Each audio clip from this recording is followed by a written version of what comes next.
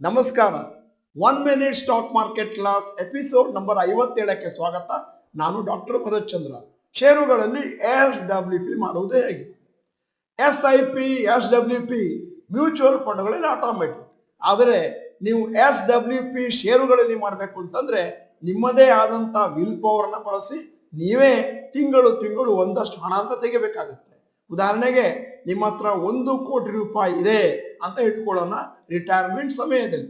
ಅವಾಗ ನೀವು ಅಂದಾಜು 80,000ದಿಂದ 1 ಲಕ್ಷ ರೂಪಾಯಿಯನ್ನು ಪ್ರತಿ ತಿಂಗಳು SWP ಮಾಡಬಹುದು. ಹೇಗೆ ಅಂತ ಕೇಳಬಹುದು. 10 ಷೇರುಗಳಲ್ಲಿ 1 ಕೋಟಿ ಇದ್ರೆ ಒಂದೊಂದು ಶೇರ್ನಲ್ಲಿ 10 ಲಕ್ಷ ಇದೆ ಅಂತಂದ್ರೆ ಆ 10 ಲಕ್ಷದಲ್ಲಿ ನೀವು 80,000ದಿಂದ 1 ಲಕ್ಷವನ್ನು ವಿಡ್ರಾ ಮಾಡ್ಕೊಂಡು ಹೋಗ್ಬೇಕಾಗುತ್ತೆ. ಮತ್ತೆ ಆ ದುಡ್ಡನ್ನು ನಿಮ್ಮ ಖರ್ಚಿಗೆ ಬಳಸ್ಕೋಬಹುದಾಗಿದೆ. ನಮಸ್ಕಾರ.